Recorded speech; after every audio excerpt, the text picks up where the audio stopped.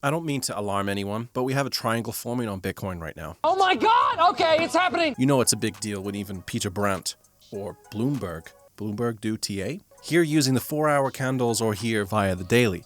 Not an ascending, not a descending, but symmetrical. Everybody calm down! What does this mean? Likely a continuation within this shape followed by a violent move either up or down. I can already see the YouTube thumbnails. No hate, obviously. But which will it be? Knowing Bitcoin, likely one direction first, as a gotcha moment to shake out a bunch of traders, followed by a move in the opposite direction, because, you know, it's Bitcoin. Psych! That's the wrong number!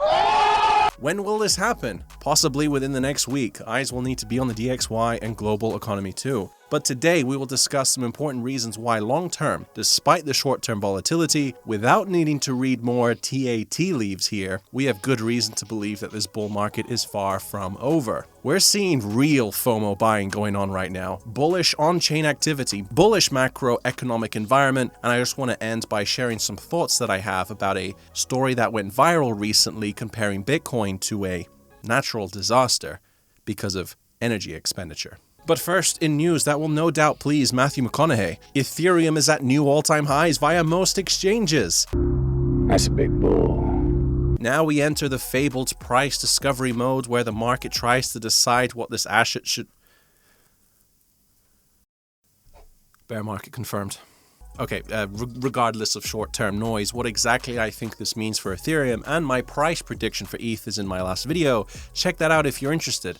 I tried to be extremely reasonable, but if what happens to Bitcoin at this stage is anything to go by, it's a very exciting time to be in crypto. When is it not though, right? So timestamps to the data will be hopefully below. First up, buying FOMO is getting ridiculous right now. We all thought it would be normies going crazy buying at all-time highs, but no. It's actually institutions who are guilty of the most insanity.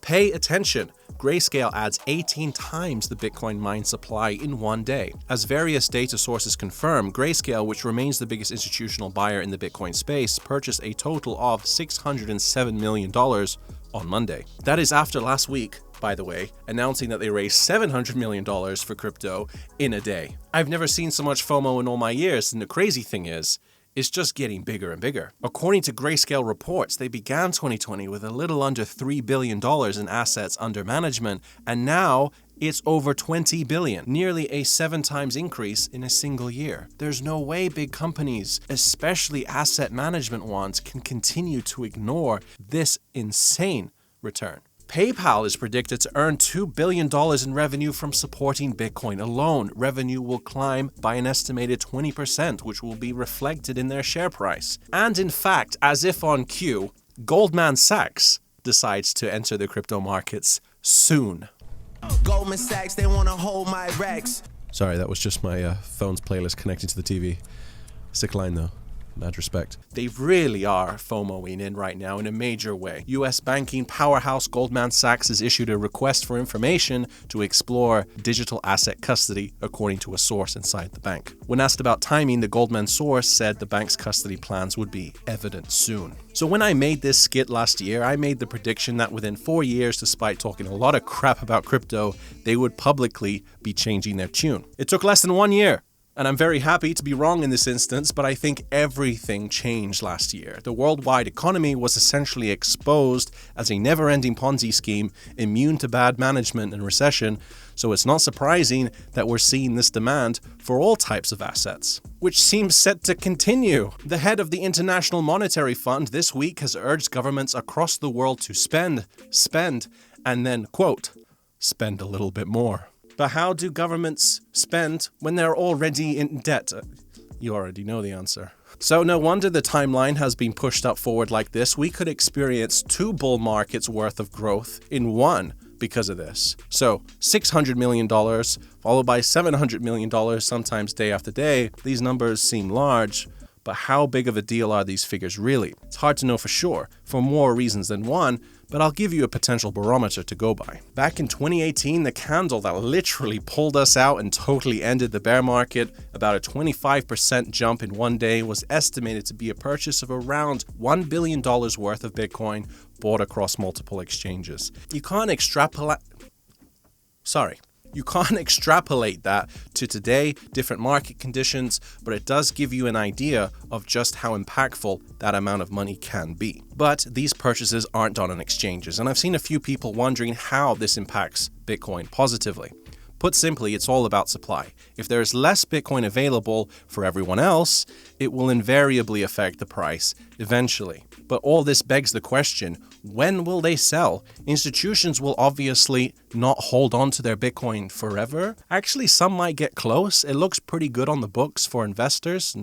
But anyway, some will sell eventually, right? I used something like this in a video recently. This version of the indicator is referred to as the R-HODL ratio. It's worth getting an update on because of how important this is. This version tracks Bitcoin transfer activity, but with special attention to what older coins are doing. Older coins are important because with the recent price action, no doubt these coins were purchased for considerably cheaper than the current market price and therefore are heavily in profit. So we're attempting to determine if those OG holders in profit are getting itchy to secure those gains or not. And yes, I know, previous performance is no guarantee of whatever, except for the fact that it can be a very strong indicator, especially when it's this consistent, 7 times previously absolutely nailing it. And this isn't technical analysis. I'm not using arbitrary lines here. This fundamentally matters. A major turning point in the market down would usually require a lot more selling than they are doing right now. Another important point this chart makes is that if this was to go where we have seen Bitcoin go before, which seems likely, we are looking at most of this coming year continuing to be a strong bull market. A bull market, by dictionary definition, being a reasonable assertion that the continued positive performance of our investments will continue onward to the damn moon. Oxford Dictionary. So lastly, I just wanted to tackle the story that's doing the rounds on Twitter right now. Actually 2, but I'm really only going to be tackling the one. The first one is just a denunciation of Bitcoin, calling it a pyramid scheme with no use case. There's no need to tackle that logic. Everything financial is a form of pyramid. It's literally why monopoly was created, to teach people that lesson. But if you don't see any value in an uncensorable and undebasable currency, well, then you probably grew up privileged. Good for you. As Satoshi once said, I don't really have time to convince you. The other story, though, was about CO2 emissions potentially pushing up global warming as high as 2 degrees Celsius, Bitcoin being an absolute environmental disaster. Again, only someone who doesn't need Bitcoin would say this, but one thing people fail to take into consideration is the geographically independent nature of Bitcoin mining, meaning you could move wherever electricity is cheapest.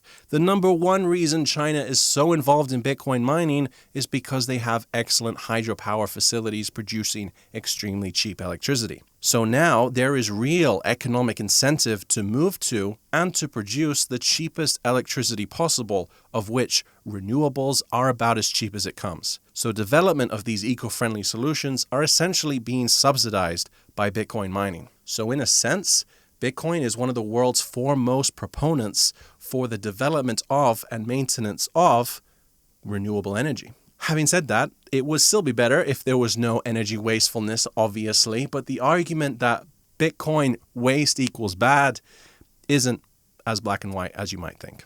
That is the diplomatic answer. The more ghetto answer would be, you want to talk about waste? How about all this crap? Let's get rid of it. I wouldn't lead with that, though. So that's my thoughts on the market. Let me know what you think. We do have a review now about Celcius, and I've actually received a lot of messages about Celcius. When I say a lot, I mean a few people have asked me about Celcius and my thoughts on it. So got a review now. Check it out if you're interested. But that's it from me. Thank you very much for watching, and I'll see you in the next one.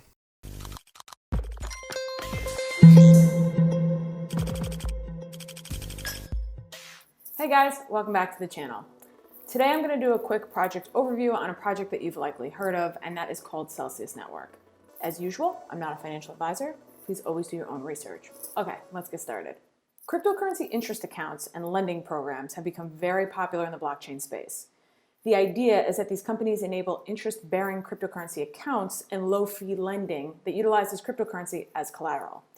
And by doing this, they can offer higher interest rates on savings accounts and loan rates that are generally lower than traditional alternatives. Platforms like Celcius have grown significantly since they allow users to earn a substantial passive income on your crypto holdings, particularly in comparison to like fiat-based savings account interest rates. So the company was founded in 2017 by Alex Mashinsky and Daniel Leon. Mashinsky is most well known for his work in bringing cell phone service and free Wi-Fi to New York City subways, enabling Wi-Fi on US flights, and creating voice over IP. And Leon has had an accomplished career as a social entrepreneur, serving as a leader for several organizations, including Atlantis Labs, Beyond, and GroundLink. Currently, Celcius Network supports over 101,000 users worldwide, containing about 730 million in assets. And that's not to mention the platform has facilitated nearly 5.5 billion in loan originations. The company has also made 12 million in interest payments. You should note, however, that Celcius Network is a custodial wallet platform. What does that mean? Well, that means that the company keeps control of your keys for each of your cryptocurrency wallets. While this may not be a deal breaker for most people, I think that it is very important information that should be shared. All right, so let's get into the details. What is Celcius? Well, Celcius Network is a crypto lending app available on Android and iOS devices. Similar to putting money into a savings account, storing cryptocurrency funds in Celcius earns you interest on your holdings each week. The idea behind it is pretty simple. You deposit crypto into the Celcius app, and then the company will loan these funds out to retail and institutional borrowers. Then every Monday, you receive a payment from the revenue that Celcius gains from the loans and other activities. The Celcius team boasts a return of about 80% of company revenue to users. Interest payments are just one of the great functionalities of the app, though. On the other side, lending and loans are available through Celcius as well. By putting up cryptocurrency as collateral, you can take out cash or a stablecoin. These loans are available at different term lengths. Unlike most traditional loan services, Celcius loans don't require a credit check and typically grant you an approval within minutes, which is pretty freaking astounding. Now, Celcius Network isn't a wallet technically. However, it does have the ability to send and receive supported crypto through CellPay. CellPay doesn't charge any transaction fees and enables you to send crypto via a link, message, or directly in app, which is pretty user-friendly.